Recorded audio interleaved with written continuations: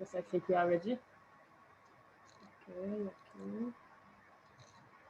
So, welcome everyone. Welcome back to our Hope Talks. We are pleased today to have with us. It's a great subject. It was many times asked from our members. Today we'll speak about lean construction. We are happy to have with us our guests Samer Gary and Laura Sainz. And Thank you. our great moderator will be Abdulla Albaker. Before starting, I just want to remind everyone to be on mute while the presentation is going. We will just open the floor in the end for your question. Please keep in mute and put in mind that our session is recorded and live streaming on Facebook. Thanks everyone. I hope you will enjoy our lecture. I'm sure about it. Architect Abdullah, the floor is yours. Good evening, everybody. Thank you for joining us. Today we have two great speakers from Qatar LCI, Lean Construction Institute of Qatar. They will give us an idea about the Lean, how to use the Lean, how to become professional, how to become a CM. Our two speakers are Laura Sinetti and Samer Ghawi. We will start first with Laura. Laura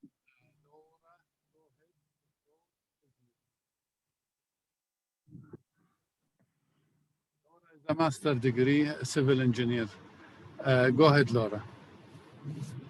Thank you, Mr. Abdullah. Good evening, everyone. Thank you for joining us tonight, and I hope this short presentation will be helpful for you.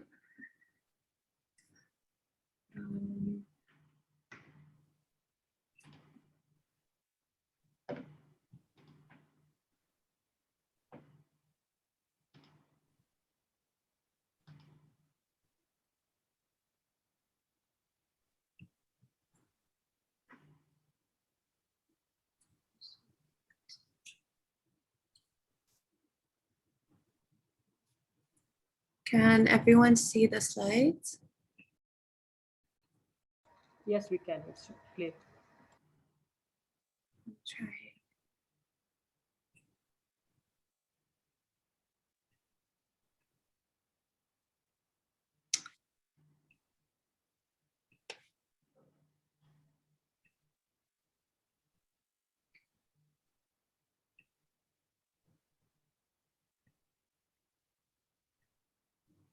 Sorry, this is my first time doing this.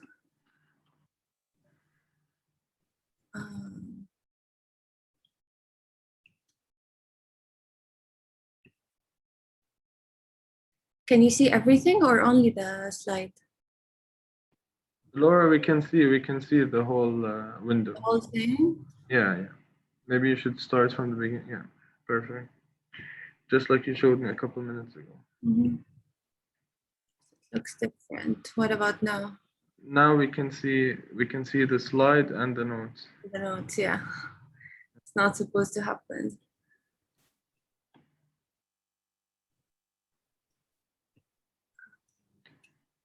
It's all right.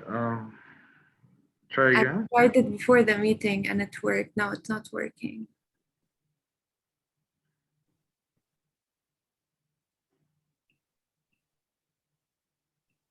That's okay.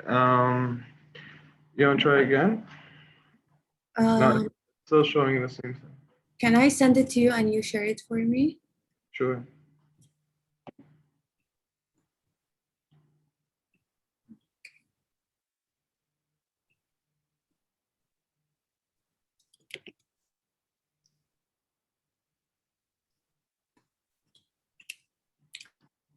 I'll send it on WhatsApp.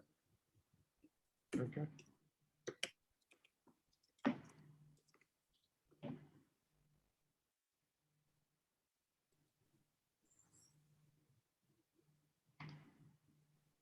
Did you share it, Laura? Yeah, I'm sending now.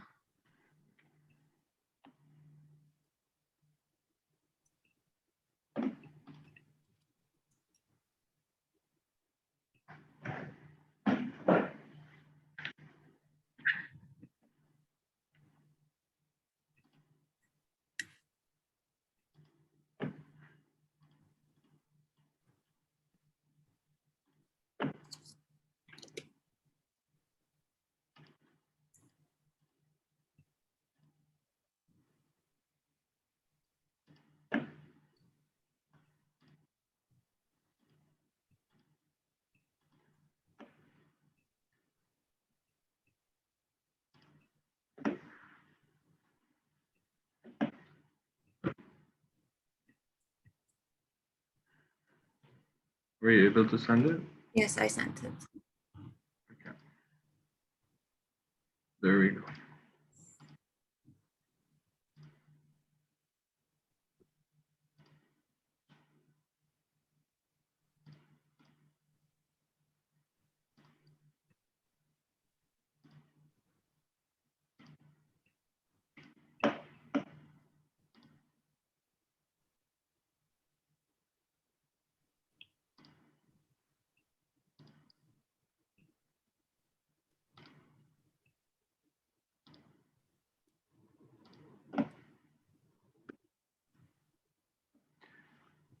Sorry. Actually, Okay. you don't need to do that. Yeah. But can you see it? Uh-huh. Can you see the whole thing or just the slides? Just the slide. Just the slides. Okay, perfect. So it is working on my computer. Okay, perfect. So there we go. Okay, we'll start over. Just tell me next, Laura. Okay. Okay. Thank you everyone for your patience and apologies for what happened. So I'm gonna share with you a short presentation on lean construction, and later I will share a few points on why lean construction is important for architects in particular. So to begin, let's talk about what is lean construction.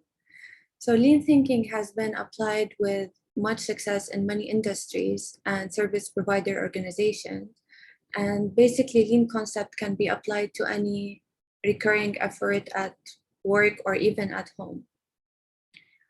Lean construction extends from the objectives of a lean production system, which is to maximize value and minimize waste, to specific techniques, and applies them in a new project delivery process. So in a short way, lean construction is a way of designing production systems in a construction environment with the aim of decreasing time, effort, and waste to optimize the whole project and not just particular parts of the project. Can you go next? Yes. Sorry, that was supposed to be the slide showing. Okay, so when you visit construction sites or offices, you almost always see busy people, workers working on site, engineers working in the office. Everyone seems to be busy. And yet, it was found that the construction industry, like 50% or more of the effort required to deliver a built environment is non-value added effort, or in the eyes of the client or the customer or the owner, this is considered waste. So basically people are working, they're busy, but their work and their effort is not contributing to the project, is not adding any value to the project, whether in time or in budget. Yes, next please. Okay. So lean construction aims to, as I mentioned before, it aims to eliminate waste from workflows and to foster continual improvement and productivity over time. So when we implement lean construction, we make sure that everyone who is doing work is adding value to the project. So it is the opportunity to empower teams to cut waste and simulate a process to achieve a higher level of safety, quality, productivity, and delivery.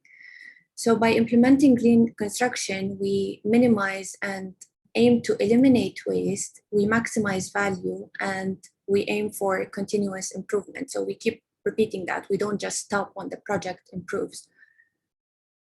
Next, please. Okay, this slide shows the difference between the traditional project delivery and the integrated project delivery. So in lean construction, we use the integrated project delivery. So you can see the difference, like in the traditional project delivery, first they hire the architects and the engineer, then the contractors, then the people who are actually gonna work on site and do the project. And as you can see from the highlighted parts, that the common understanding between all parties is at its maximum towards the end of the project or after a period of time has elapsed. So any changes that occur at that time of the project is going to cause major cost and delays to the project. While in integrated project delivery, everyone is on the same page since the beginning.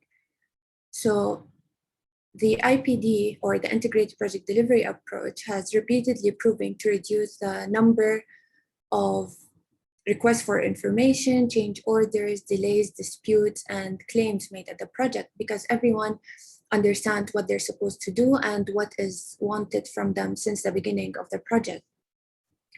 So they also share the risk of the project. So the risks are collectively managed by the project participant, who prioritize the owner's objectives over their individual benefit. So if everyone works towards one objective, then the work will be done as planned.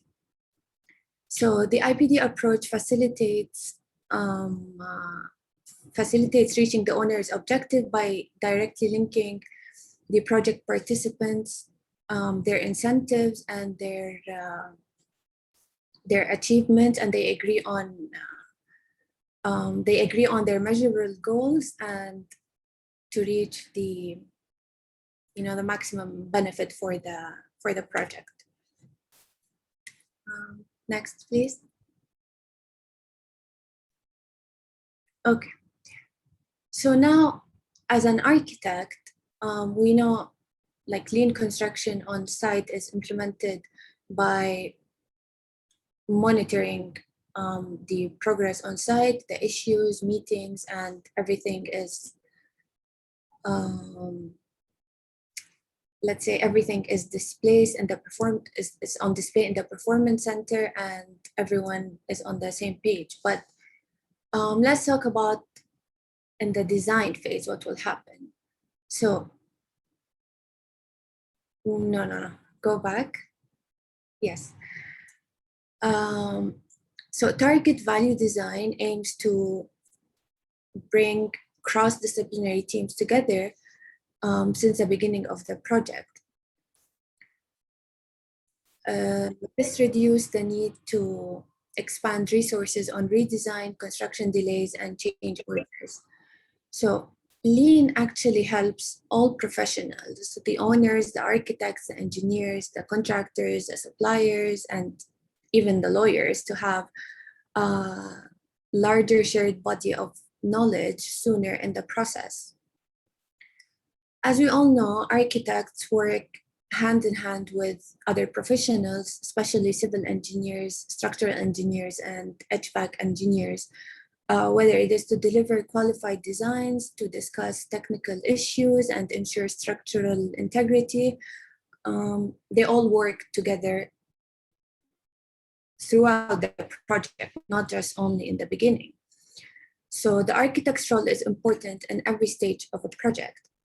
In target value design, the key stakeholders work collectively to understand what the building owner considers valuable. So as an owner, I have, let's say, a set of requirements that I want to achieve.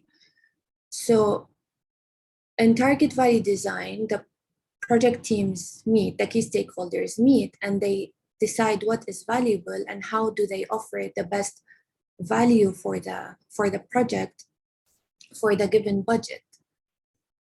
So, and I mean, regularly, when the owner has some requirements, we tend to throw in everything, and we want to give like the best quality, the highest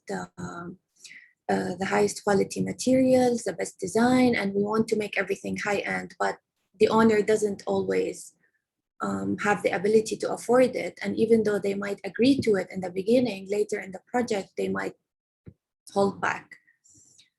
And then later they will, this will lead to value engineering. So in this case, value engineering is not a very good thing because it's applied later in the design process to cut back on some things that are necessary but cannot be afforded anymore. So what lean construction does, or in this case, target value design, is they do that since the beginning. They look at the saving and they look at the objectives and the target of the client since the beginning, and they find ways to achieve that with the best value for money. So some of the key results from this process is collaboration. So everyone works together, they define the issues, they produce decisions, and then they do the design based on these decisions. They can work in pairs, in larger groups, whatever works for them. This will lead to shared knowledge and experience. They make their decisions based on detailed estimate, and they actually design for what is constructible. So they don't waste time, and then they find that later their design is, let's say, have some structural issues or some issues that cannot be constructed. This also creates a learning environment, and everyone feels that they are on the same level because no one is shy to share their knowledge or information or their concerns, because everyone is on the same page here, which leads to easier problem solving and establishing trust, because everyone is committing to achieving their target, and which is to provide the most value to the client. Therefore, they share the risk and reward and develop trust between team members. Next, please. Samir, yes. Okay. So in this sense, what is lean architecture? So I'm not an architect, as Mr. Abdullah introduced me earlier. I'm a civil engineer.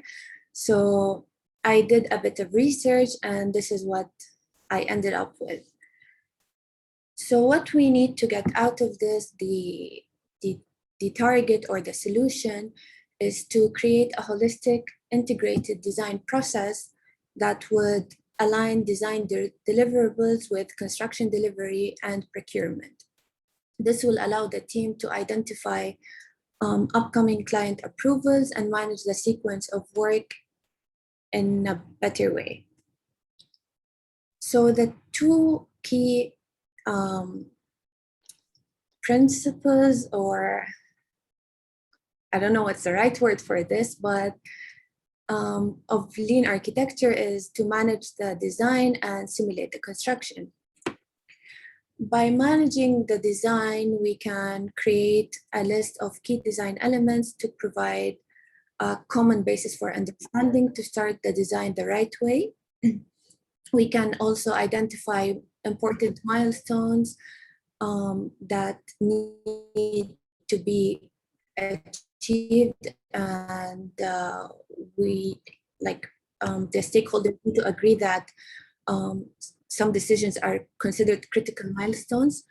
And also, most importantly, we need to collaborate to preserve and enhance the design thinking, because no one knows as much as everyone knows. So if everyone is on the same page, everyone is sharing their knowledge, then that is the best way to do it. Simulating construction is basically done by use of modern technology such as BIM. This results in visualizing the project, which enables for better understanding and analysis, identifying problems and errors, and responding to them rapidly on site. BIM also enables cost constructability estimates early in the project.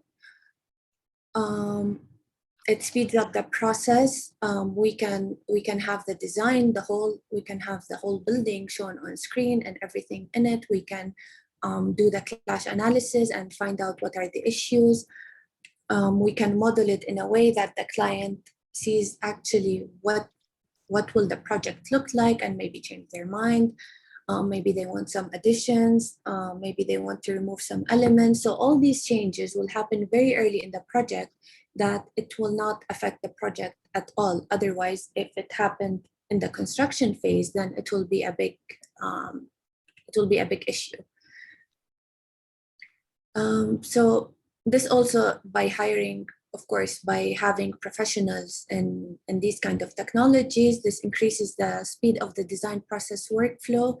And as I mentioned, it has less risk of missing key design issues or encountering problems later in the construction process, which also enables effective low-cost, rapid prototyping and simulation of building performance.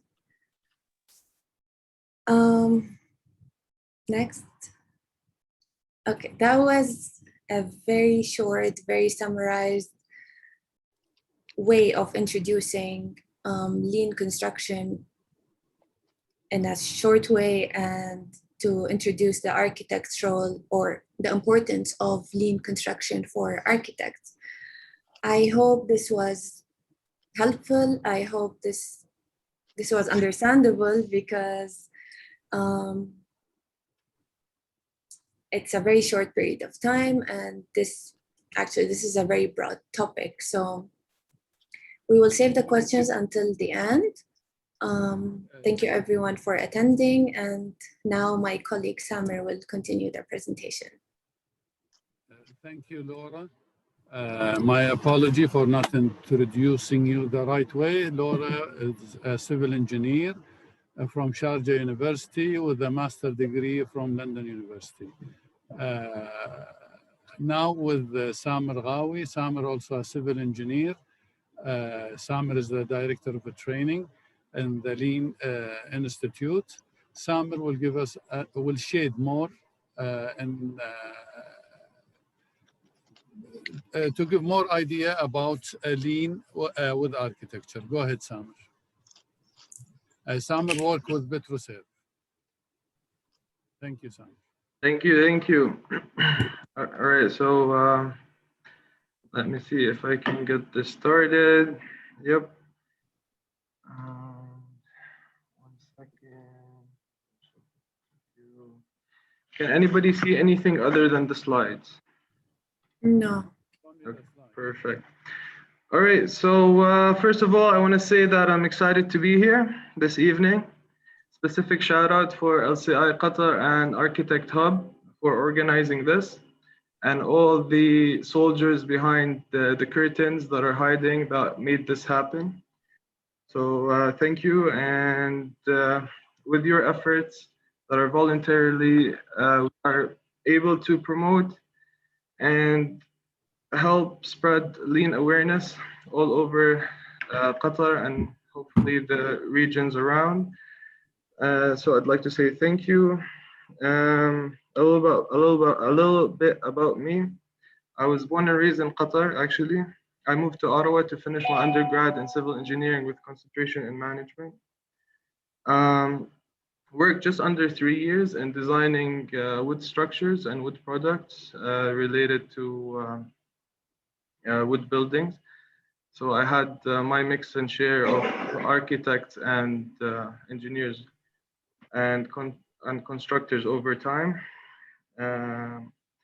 When I moved back, I worked as a QA/QC engineer on the Metro project, and I got to see how the typical way we approach problems with engineering when it comes to quality. Instead of finding the root cause and solving it, we tend to increase loops in our processes that we consider as waste if we can prevent them, and to test and make sure that the quality is as sufficient as the client needs, instead of finding processes where we can manage the quality without the need for testing and inspection. After working at the metro project here in Qatar, I moved to the infrastructure field, which is everything built that you cannot see around you. A little bit unfortunate that once we're done a project, there's not much to see of it, but it is what it is. Anyways, in infrastructure, I got introduced to lean construction. I fell in love with it because it's common sense, and unfortunately, common sense isn't that common in many cases. So we shed light on many aspects that help benefit the industry, and that's where lean construction comes in. I talked a little bit about in my brief. I don't know if you got to read it. With time, construction became more complex. We managed construction by dividing it into functional groups. Each functional group turned into its own silo, working in between its own borders, which created a lot of miscommunication, less coordination, misleading values, and so on. I don't want to take a lot of time because I want to leave a chance for you to ask questions. So that's about me, and I want to actually ask you and get you to cooperate with us and see and get to know you. So the first poll question is, what part of construction industry can you mostly relate to? So I'm going to launch the poll, and if you can please answer and submit your answer.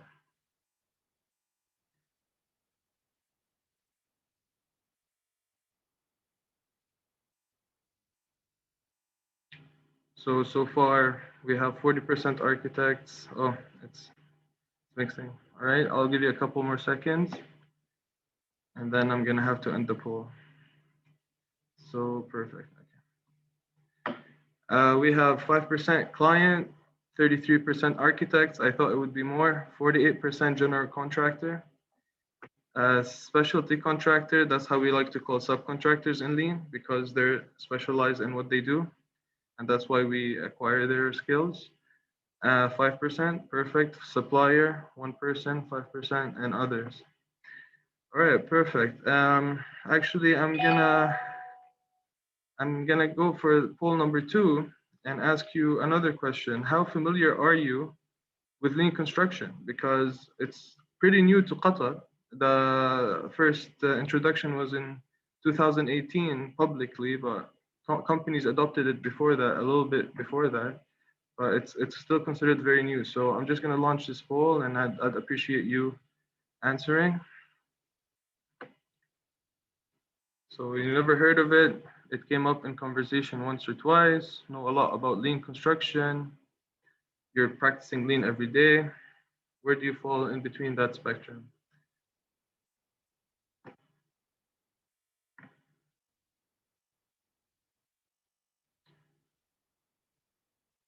Okay, so I'm gonna end the poll in a couple of seconds. Please put in your answer if you haven't already. Perfect. Okay, that's not bad. We have 4% and 13% that said never heard of it or it came once or twice in conversation. And the majority, which is perfect, you know a lot about lean construction and practice, and the majority also 42% as well is practicing lean every day. Perfect. Keep it up and keep the awareness going so that everybody can benefit and the common good. All right, so we'll put the polls on hold for a second so that I get to speak. Okay, for that portion of people that don't know much about lean, I just want to go over just the basic principles or tenets, as we call them, of lean. As you can see, sorry.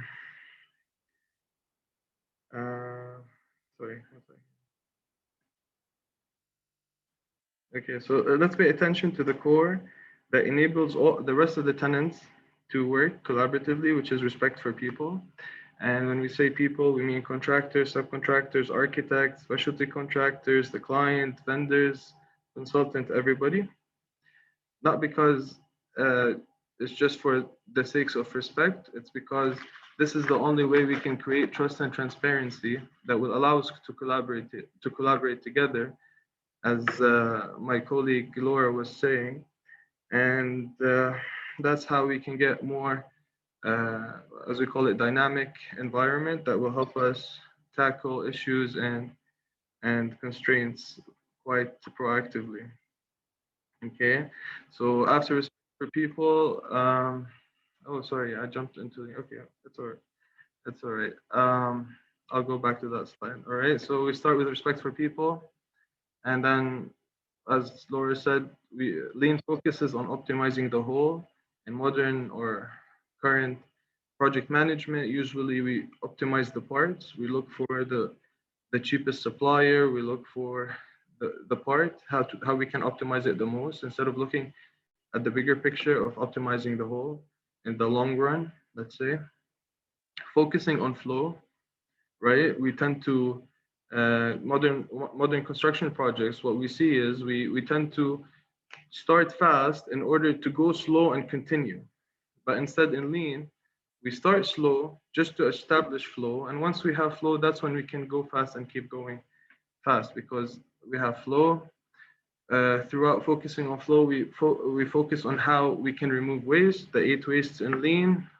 We can talk about them in a different presentation.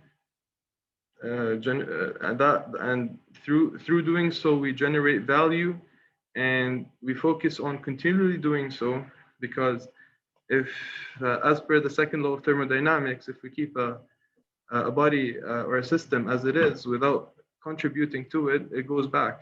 It destroys itself. So we have to always continue to improve it and look at continual improvement.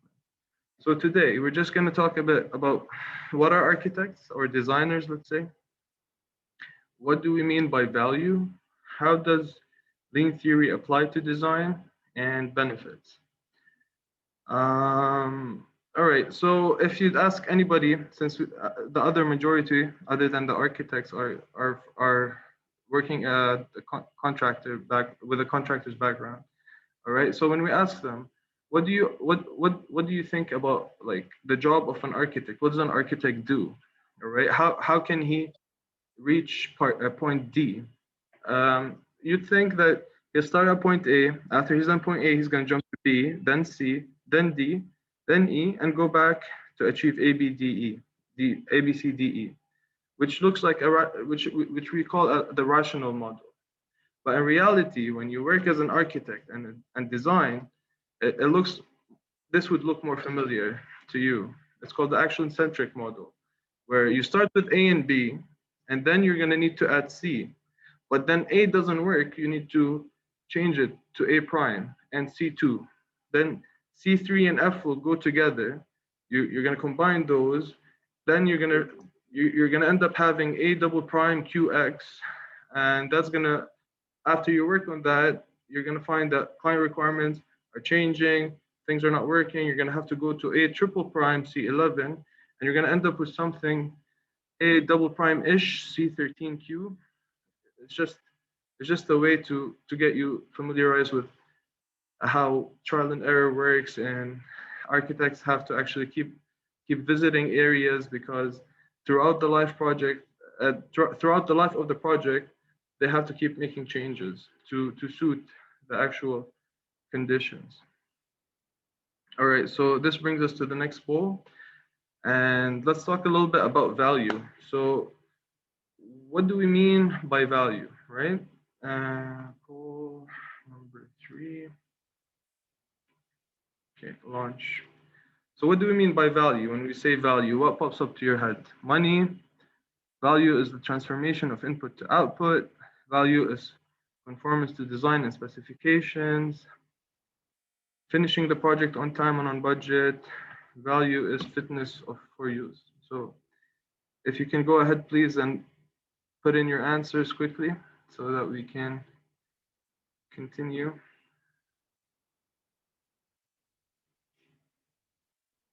Alrighty, a couple more seconds. 3, 2, 1. I'm gonna end the poll. All right, perfect. So we got the majority said value is the transformation of input to output. Okay.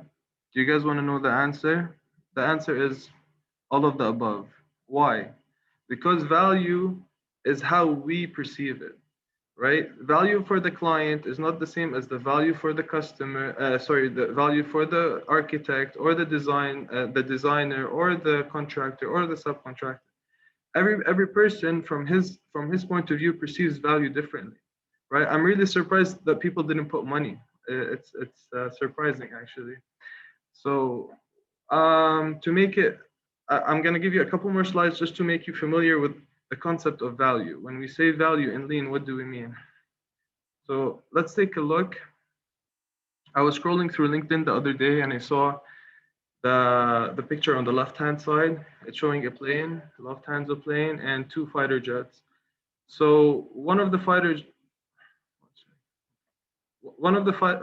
fighter jets radioed the pilot in the carrier, and he told them, "Hey, check this out." He went, did a double flip backwards, then turned around, looking with the plane going backwards. He radioed the pilot in the carrier again and told him, "What do you think?" He's like, "Give me 5 minutes. I'll show you how we do it." So the guy in the fighter jet put his jet back to gliding position and waited for a minute, 2 minutes, 3 minutes, 4 minutes, 5 minutes. Then the pilot in the carrier radioed the fighter jet and told him, "What did you think?" He's like, "I didn't see you do anything." He's like, "No, actually, I stood up, I stretched my hands, I stretched my back, all right? I walked all the way back, I got a coffee, I visited the restroom, and I got back, right?" So how do you perceive value?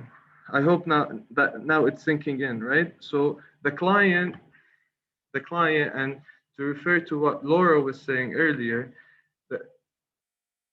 the paramount purpose is to get the best value for the client, right? What the client has in his head, the architect or designer would do their best to get whatever is the requirement of the client into real life, or into sketches that can be that can be transferred into real life, right? So another question that's related to value. If you look on the right hand side, we can see a picture of the pyramid, one of the pyramids in Egypt.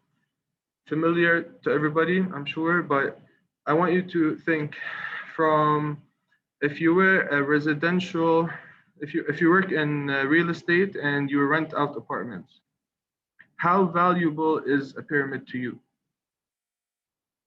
Think about it, let it sink in. The pyramid took 30 years to construct. It's very hard to navigate inside. There's barely any sunlight. There are traps. It's huge. Took so much labor, took so much money or value or whatever they used at the time to build. So as a real estate agent and you work in renting properties, how valuable is the pyramid to you, right? Is there value? Would you rather have a two-story building, or would you rather have a pyramid, right? So now we can see, or I hope that we can see and conceptualize what we mean by value. Value is not just money, right? If we reduce rework, that's money. If we reduce waiting time, that's also value. If we reduce if we focus on the waste, the 8 waste, there's a lot of value that, as Laura said, about an excess of 50% in lean terms we consider as efforts going to waste, right? The next slide, you're gonna laugh. It's pretty funny. Talking about rework and value, me working as a designer in Canada, all right, I used to get drawings and I used to design them I used to do the structural calculations for beams, posts, walls, whatever, right? So because of the silos and the way we separated the construction industry into functions, all right, look at the next slide, or look at the picture. I came onto first name basis with the architect, okay? He actually wrote my name in the comments, wanted changing. If you see in the picture, he says, "Samer, we are looking for a small revision, rotate attic access hatch," right? So can you guys imagine how many revisions went before that, so that which led the architect to start contacting me using comments with first name basis? Many, right? This was actually he was asking me to do revision number 21. So imagine how much waste that we are used to because of the way construction advanced, and we just, as a resultative measure, managed it this way, putting each functional group into its silo, and which created so much waste that we're just so used to it, we can't actually see it. And that's where lean construction pops in, right? Because lean focuses on value from the beginning, from the minute there's a project definition phase to understand what the project is, until the end of the recycling phase, right? We're going to see that in the coming slide, right? So how can we improve value? And as I said, think about it from your point of view and others. As an owner, general contractor, designer, consultant, stakeholder, could be legal, regulatory, specialty contractor, you name it. All right. So how does lean theory apply to design? Right. So Laura was touching up on it, and she was right when she said we don't have time to go through it. Maybe hopefully in the future, if you guys are interested, we can have more detailed presentations, but we're just giving you the tip of the iceberg, let's say. Right. So how does lean theory apply to design? There's something called set-based design and target value delivery and target value delivery. All right. And this is the definition that I pulled out from the contractors, the lean construction course that we provide, chapter 6.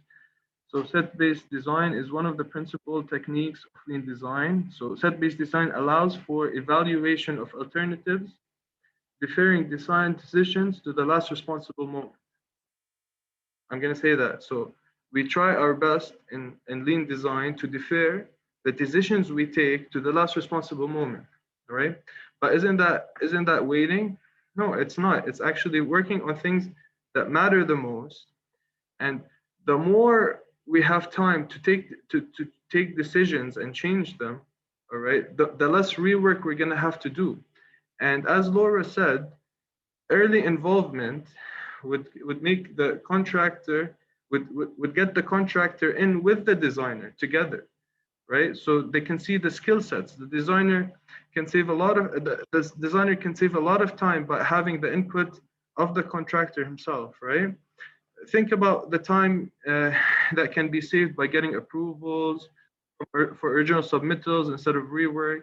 Think about the money you save from taking the experience of the contractor and things he already built and changing the design simply, that would take barely any effort or time, okay, in the beginning, which would save him from long lead items, for example, that he cannot get from only from a country that's overseas. That would save him a lot of costs. And we're going to talk about that in the next slide, right? So what is the lean project delivery system? If we look at this, it looks a little bit scary, because I say that because I was scared the first time I saw it, tell you the truth, but it's actually simple. Forget about the triangles for now. Look at the blue square in the middle. It says project definition, right? And that's how we try to target value from the beginning, right? We get the purpose. Then let's look actually at the triangle pointing towards project definition, purpose, design criteria, and design concept. Only then, after we get the proper definition with understanding the acceptable budget by the client, can we start designing, right? Instead of the traditional system where where we get the designs, right? Then we budget them. We find that they're too high. We revise them, or whatever we do. I'm sure you guys have a lot of examples to share, right? Then we move to lean design. We design where we take the design concept that we established from the project definition phase and couple it with product design and process design, right? So in the design process, the architect isn't only focusing on the product itself.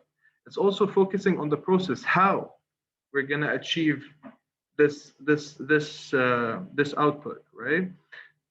How does that help? Let's look at the next stage, lean supply, right? So when we get the product design while keeping the process in mind, right, we can know the best ways for fabrication and logistics, right, like we talked before.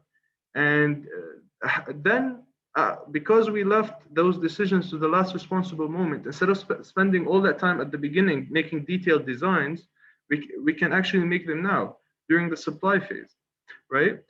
So as you can see, that lean project delivery system, as you might call it, looks at the optimizing the whole, as also Laura said at the beginning, and it focuses from the beginning until the end, until recycling or after operation and maintenance, what's going to happen at decommissioning, right? We call that lean use. So construction is actually lean assembly here in the middle. But I know, because the first time I saw this picture, it was a lot to comprehend. I'm not going to talk a lot about it. I just wanted to show you. Hopefully I got the point across for now. And I'm going to jump to McLeany's curve, right? Now it's pretty simple. It's just a way that builds on the graph that we saw with Laura about early involvement. And this shows the benefits that you get out of early involvement, right? So if you look at the McLeany curve in the slide, you'll find the y-axis to be the effort or the impact. So the higher you go, the more the impact, okay? And on the x-axis, you'll find time, right? If we look at the time, how it's divided, it starts with the pre-design, which is the project, the purpose, as we saw in the previous slide. We move to schematic design, then design development, construction documentation, procurement, construction administration, and operation at the end. If we look at the blue line, that's the ability to impact cost, right? And functional capability. So the function, the cost with compared to how much impact you're going to make, beneficial impact on the project. If you start at early stages, you're going to make a huge impact with very little effort, right? But as you go along with time, you'll find as you're approaching construction phase, whatever changes you're making have so little impact, right? If that doesn't make sense, the next slide will make it make sense to you. And then we're going to go back to the McLeany curve, right? There's something called the 110-100 rule, right? Okay, so this 110-100 rule is pretty simple. It says that early on in design, if you spend, for example, $1, you're going to find that you got $10. You're going to have to spend $10 in construction phase, right? Because you missed that $1 in the design phase just to make up for a mistake, for example. And if you forget it in construction and you're done the project and you're operating and maintaining, that's going to cost you 100-folds, right? So can you start understanding and accepting how much value it is with early involvement based on the graphs Laura showed us in the beginning? The picture on the right is actually it's data from constructing a healthcare center in the UK, right? It was collected, and they gave construction a ratio of 1, and they saw changes during design in integrated project delivery. They saw the effect on it. So let's say 10 cents cost to change in design, they gave us a benefit of $1, right? Or $1 in construction that we had to change would have cost us 10 cents in the design stage, right? And then if you look at the operation and maintenance, that ratio would be 1:43, right? And the business costs over the life cycle and at the end of the life cycle, right, it goes to 42-folds. So if we look at the design and construction part, we can find that we can have 1.1 to 46 3 ratio of value and benefit, and these numbers are over 20 years. It's a study that those numbers are taken over 20 years. Okay, it's just a way to show you how early involvement can impact and early decisions can impact the cost and the benefit and the impact on a project. Okay, if I'm talking too fast, please raise your hand. I'm just trying to respect the time. We're almost done with the time, and I still want to give you a chance for questions. So this is we're back to the McLeamy curve. We know that the blue line is the impact, and then the red line is the cost for change, right? So if you change something at the beginning, it's not going to cost you the same as if you have to change it at the end, right? We can see that the red line, it keeps going up with time. And here is the modern or traditional involvement. This is where we start hiring the people, the contractor, the specialty contractors, everybody. We start involving them in the construction documentation phase, right? When we're mobilizing the project on site, right? Is that can you see where I'm coming from?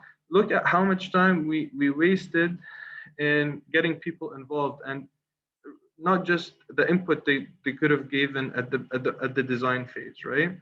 What integrated project delivery, it would look like the yellow line, as you can see here, which is the process of early involvement, and look how much time and area you're covering, okay, at the early stages where you have the most impact. If you look at the blue line, at the early stages, the most impact and the least cost for changes. Okay, so I hope this was informative for everybody, and you guys didn't go to bed yet. These are some benefits that I pulled out also from Unit 6, which is related to design. A primary reason for lean design is to identify value upfront where it can be maximized with less cost by removing waste. We said that. Is the opportunity to propose using more economical material that the construction team has prior experience with. We also said that. And has developed expertise of handling efficiently. Lean design also provides the opportunity for the design team to avoid including structures in the drawings that are difficult or impossible to construct. So imagine what you would have to deal with if they were impossible to construct. And finally, lean design gives all participants in the project the opportunity to learn more about the client's vision for the project and develop ideas for meeting those expectations by way of material and labor force. Okay, so thank you so much for listening. I know I took about half an hour, but thank you for bearing with me. And because you braved with me, I want to make sure you guys are still with me. We're gonna do one final poll, which is asking you, how was this presentation? Right? Was it very enlightening and made you wanna think and think from another perspective? Did it not give you anything new, or it didn't make sense? I'd be interested to know. So please answer the poll. I'm gonna launch it in right now, and go ahead.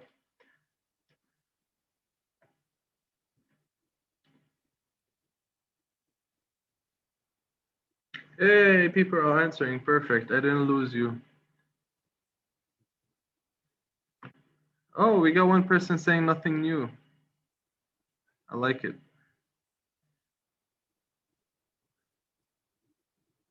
Oh, a lot of people are saying that this was enlightening and they want to know more. Very nice. Okay, perfect. I'm very glad that nobody until now doesn't make sense, which is very reassuring. I'm gonna end the poll right now, and 3, 2, 1. Thank you.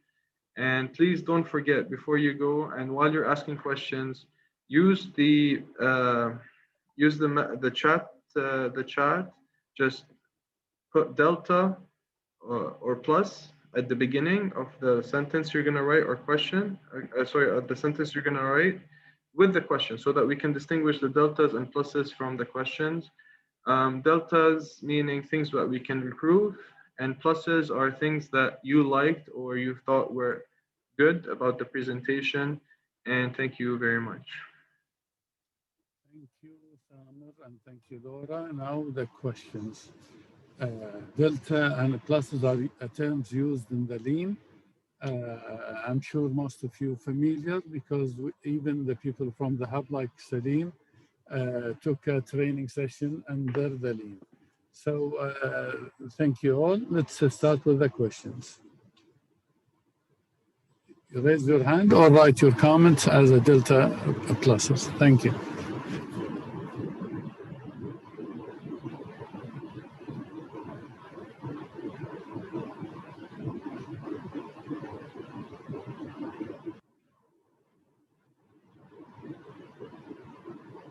No questions? Nothing yet. Perfect. I hope it's because we did a good job, not because. You did a good job. You and Laura both. It's a great job. Samer, I only have one question, please. Go ahead. Go ahead, Dawlat. First, thank you so much for the excellent presentation. My question is regarding the design phase, okay? Do you think the designer needs to consider the lean thinking or the lean principles while designing the plans, the architectural plans, for example, in hospitals, schools, not just in work, like processing the construction or processing the work in the consultancy firm, but in the design itself as well? Usually when people ask questions, I was talking to Laura about this, nobody gives a straight answer, but I'm going to give you a straight answer, and that answer is yes.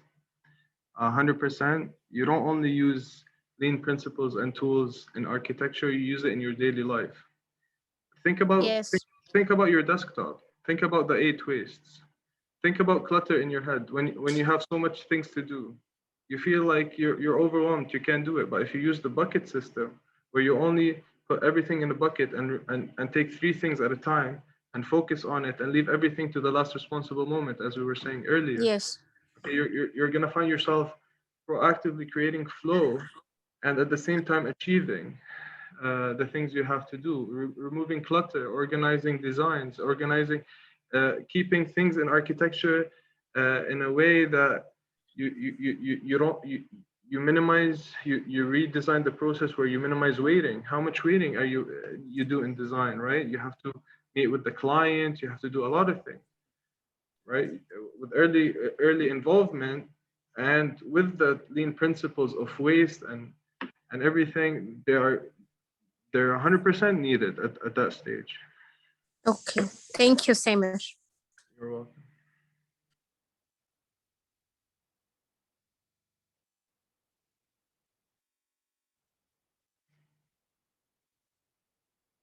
Any more questions, guys? I think we have question in the chat from Jelena. She's asking the interaction between lean construction and ArchiCAD software, like Vim. Sorry? It's in the chat. Jelena is asking the interaction between lean construction and ArchiCAD software, the Vim. Because Laura touched upon that topic, Laura, you want to answer that question, or should I? About BIM and architecture, yeah. Actually, these kind of softwares are just tools to be used in lean construction. So lean construction is the methodology and the concept that we follow, and a software like ArchiCAD or BIM, and actually I don't know if they're the same thing, they make the process easier. They make the use of lean construction easier and more efficient in terms of visualizing the project, whether it's a building or road or like mechanical works, electrical works, everything. If you visualize it, then it becomes easier for you to identify problems and to, I mean, you're just seeing it basically in front of you as if it's real. So it's easier for you to identify problems early in the process without delaying the project or going over budget. I hope that answers your question.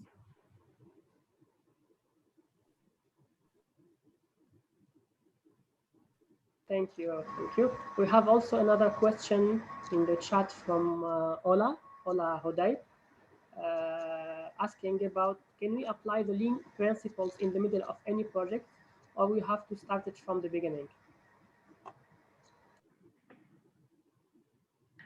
Okay, I'll take that one if you don't mind, Laura. The paramount, or not the paramount, the best way to get the most value, because lean is about value, is to start from the beginning, right? But let's take Qatar as an example, since we are in Qatar, right? If you look at Qatar, it actually took the challenge of lean and started implementing it on construction in road projects department. And they have been so far doing so for a couple of years now. I look actually after 5 enhanced projects and 2 that are not. But the 5 enhanced projects that have lean requirement, okay, they started at construction phase, and we're getting benefits, right?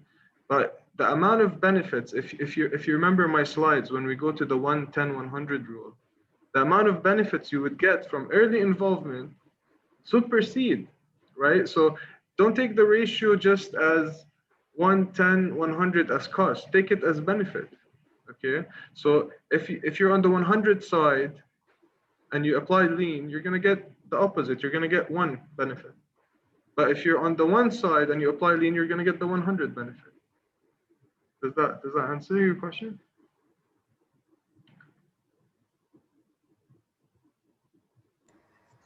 Yes, another question from Tarek Abu Salah. He's asking, how widely the lean principle is used now in architecture and other industries? Can you please read that again? He's asking how widely the lean principles is used now in architecture and other industries. If we can give him a percentage of projects here in Qatar or... Zero. Actually, we tried once at one of the projects, and I'm not familiar with other projects that use lean. There are tools that are under the umbrella of lean, but I still haven't seen it in Qatar. It's called 3P, people, person, and product. But no, actually zero until now. Although once we start the lean ball rolling, nobody knows how fast it'll spread. But yeah, for sure, it should and it will.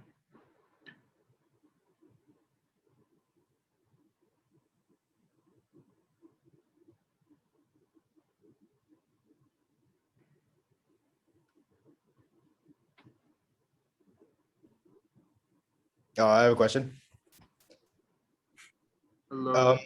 I'm in the manufacturing business, and we kind of run a lean manufacturing process.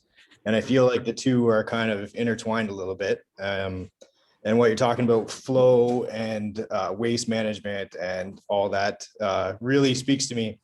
And I feel like sometimes between the manufacturing process and the design process, there's a major gap between the two. And it's really difficult sometimes to bridge the two together because of especially in Qatar with the skill sets that are available and, the amount of schooling that designers have, as opposed to when it gets to that end, the people doing the work, it's really hard to bridge that gap. So in the lean architecture model, is there a process that helps bridge that, that disconnect that we can use to, help the process? Actually, thank you for asking this question, Gabriel. Should I take it, Laura, or? Okay, perfect. I'm sure, Gabriel, that lean started in manufacturing, right? It started a long time ago, right? They claim that it started in Toyota, right, the car manufacturing company, but actually it started way before, when Toshi Ono from Toyota visited Ford, and then they realized that Ford actually got principles from Japan earlier in the war. Anyways, I'm not going to go through that loop, but the manufacturing, the amount of waste in manufacturing is very little nowadays compared to construction. And that's why they took the principles of production and manufacturing, and they didn't graft it. They created a new system that adopts new tools that are extra, right? To benefit construction, because construction waste is above 53% versus, if you look at manufacturing, we're not saying in Doha, we're saying stats from the US and Europe, it's just under 15 or 17%. So yeah, for sure, manufacturing would benefit the most from lean, and lean is a management, let's say, a management way, right? So you can use it in restaurants, manufacturing, construction, anything, your daily life while you're making coffee, right? So yes, lean does bridge that, but you need to focus. To answer your question, you need to focus not really on the tools. You need to focus on the kata, which is Japanese for the culture, right? The number one thing to do in your case is to focus on continually improving and adaptiveness, right? Those are your two main things of focusing on. If you maintain those and create them in your culture, okay, the lean tools will just complement and do wonders, right? But if you're just going to use the lean as a set of tools, okay, you're not going to get the benefit or find means to bridge that gap. But once you get kata coaching, you coach them, you create the culture, you're going to get the results that are substantial. Thank you. Does that answer your question? Yeah, it does a bit, for sure. I think it's a very broad topic, and there's lots to speak about for sure. And I love the model of it. And if I could just add like the bit of by using it in our model, the flow and the skill building practices that it builds within the team is amazing, because it forces people to not just, when there's a big pile of material, people use more of it. When there's less of it, they're forced to do this. So when there's more people, people are a little bit more slack. So when you can, when everybody is forced to kind of adapt to this model, I think it creates a lot of this skill building that goes with it is enhanced, I feel like. And 100%. You're talking about just in time, and you're talking about having just enough buffer to not risk the operation while still saving inventory waste and waiting waste. And yeah, absolutely.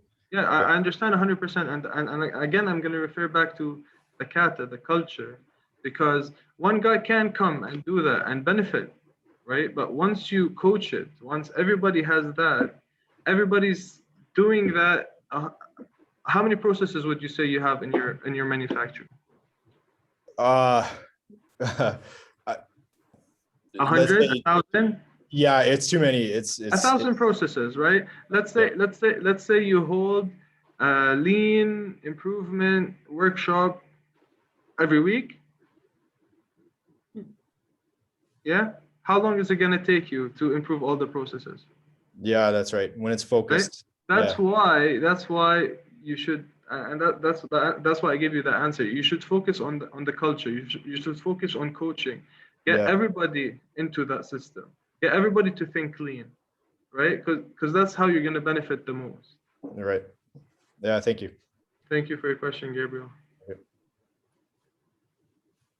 In value engineering, you start after until the 30% of a project. When do you start in the lean? For Samir. Is this question from you, Mr. Abdullah? And sorry, your voice cut off for a second. What I'm saying in value engineering, until 30%, it's safe to use value engineering in any project. After that, it is you are risking the project. In lean, when do you start? You don't need to start. If you have integrated project delivery in lean, you're focusing on the value, right? Value engineering is part of lean at the beginning stages because you focus. It's in the name. You engineer in order to get more value, right? So in the starting phases, when you have early involvement, the contractor is there. He's telling you what not to do in the design. So you're focusing on the value very early on and proactively instead of resulting in value engineering. You're proactively value engineering. You get my point? And let me repeat the question. In value engineering, if you do a value engineering for a project already started, fine. You can do that until 30% of that project in the design period. What I'm saying in lean, if you are not having a lean process within like a certain company and you want to start a lean process, when do you start that lean process? Is any time in the project or the beginning of the project? You can start. You can start at any time in the project. You can lean is management, but how much benefit you're gonna get goes back to the 1-10-100 rule. And I think Laura touched up on that. If you use lean value engineering at later stages, you're actually risking the project because you're going back to the question. All right, so we have quality, we have safety, we have on time, we have budget. Pick three, right? You're gonna have to go through that question because at that point you budgeted, you got everything done, you don't have much to work with, and you're risking parts of the project, right? Because it wasn't done earlier. So we don't encourage value engineering at a later stage, but it is what it is. People do it right now because let's say if value engineering was successful, it would show the very poor coordination or collaboration at the early stages where these things would have been mitigated from the get-go.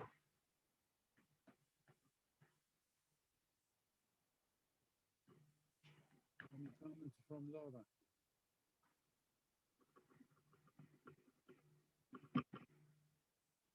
Hello? Any comment from Laura? No? Can you hear me? Yes, no, I can hear you.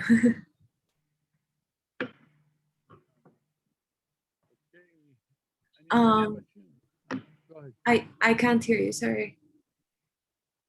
If you have any comments about that question? About all the process. So if there's no more question, we'll take comments from you and from Samir, and then we'll end this session. Go ahead. I actually want to know who answered the poll, nothing new. I'll tell you later. I think I know. خلاص.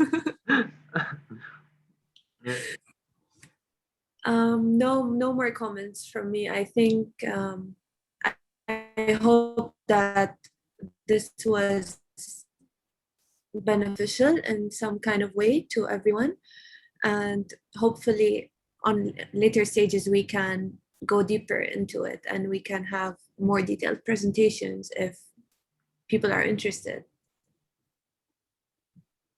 Thank you, Laura. 100%. Sorry? If you have any comments, so we'll end this session. My comments are pretty much the same.